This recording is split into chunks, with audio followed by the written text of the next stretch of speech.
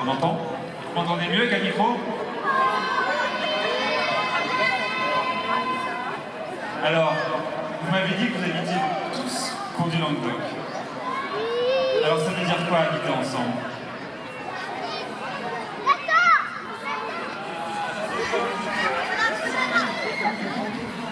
Je vais faire le micro. Ça veut dire quoi? Alors vous voulez dire quoi? On est ensemble chaque jour de la vie. Terrible. Pourquoi c'est terrible? On m'a dit.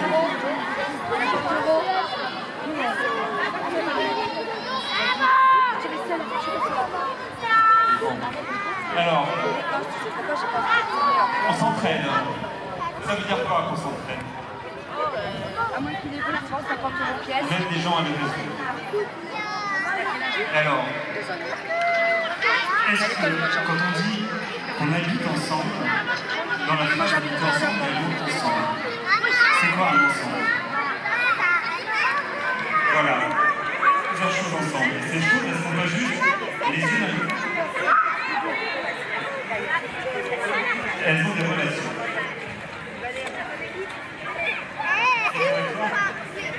Bon, alors, cours du Languedoc, vous habitez ensemble. Mais qu'est-ce que ça veut dire habiter?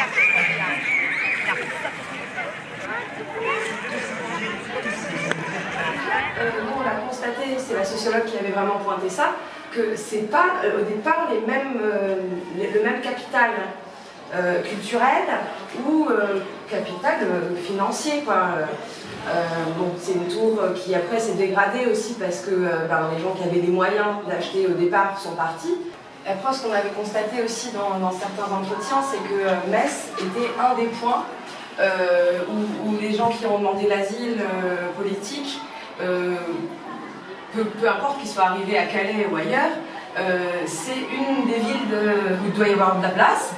Donc concrètement, la cour du Languedoc a accueilli pas mal de demandeurs d'asile.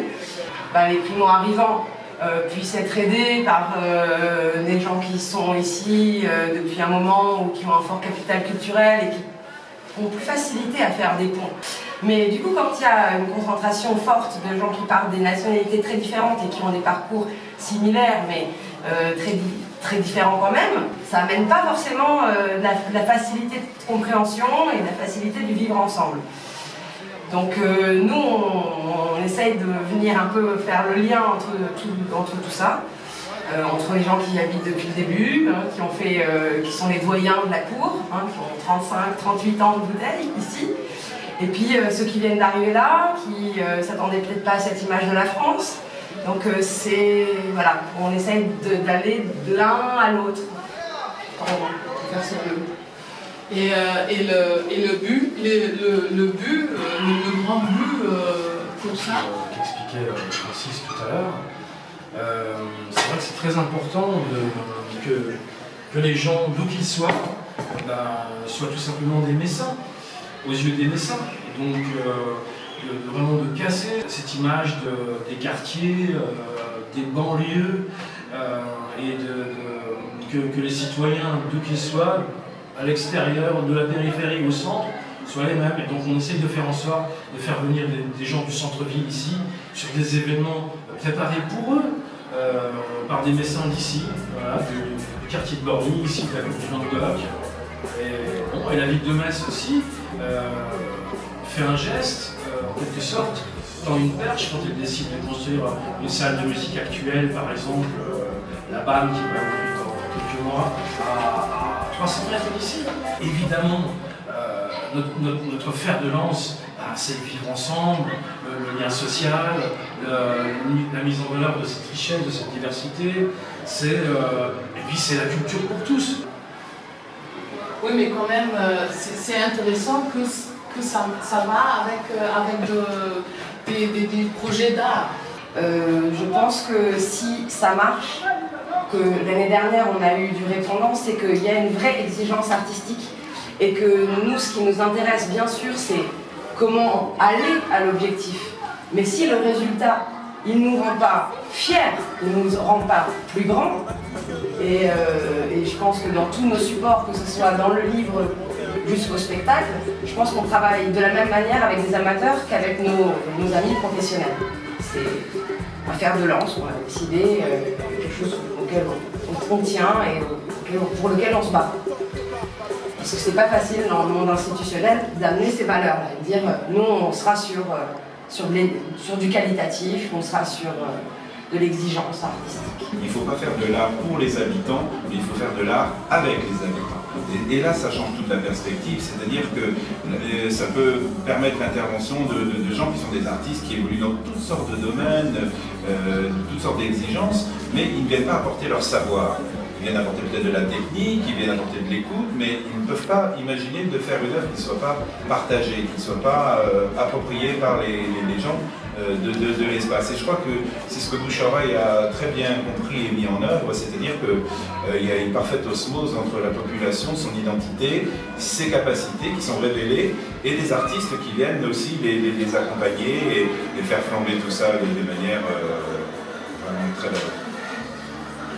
Et vous trois, alors vous êtes des médecins par cœur, n'est-ce pas? Pourquoi est-ce que c'est bon être ici à Metz? Je suis né dans la région, quelques kilomètres, quoi. J'ai fait mes études à Metz, j'ai beaucoup d'amis. Il y a une qualité de vie que je trouve assez agréable pour avoir vécu dans pas mal de villes françaises, pour avoir vécu à Paris, avec le petit sou dans la poche que j'avais à Paris. Une souffrance. Donc c'est vrai que voilà,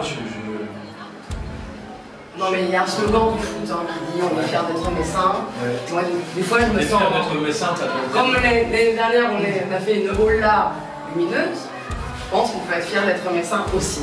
Mais moi je suis née à Metz, mais j'ai grandi à Paris et je pense qu'il y a une attraction particulière. Cette ville elle nous amène à elle et elle fait en sorte qu'on y reste. Et voilà, moi j'ai vécu 8 ans à Paris, puis je suis jamais repartie de Metz une bonne fois pour toutes. Mais tu peux nous expliquer c'est quoi qui attire? C'est inexplicable, je sais pas. Dans mes proches, je connais pas mal de fils de militaires qui ont beaucoup bougé, et à un moment cette ville elle a été un arrêt pour eux. C'est-à-dire qu'effectivement, à un moment on s'attache aux gens, on s'attache à nos amis. Il disait qu'à un moment c'est ça qui est important. Finalement, pour être heureux, est-ce qu'on n'a pas besoin tout simplement d'aimer, d'être aimé? Et si on trouve ça dans un espace et qu'il y a de l'écoute, je pense qu'on a envie d'y rester. Et c'est une question d'échelle aussi, parce que les grandes villes, ça crée des ruptures, on évite dans telle catégorie, telle caste, tel truc, tel club, telle sous-couche de population. À une échelle comme celle de Metz, Metz c'est 130 000 habitants, c'est pas grand-chose.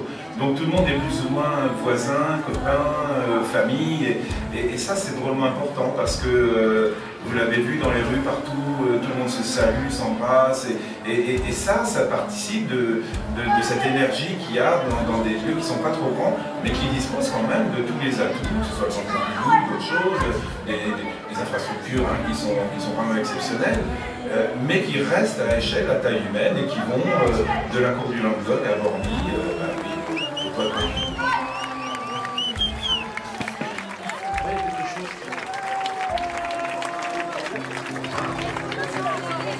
Thank you.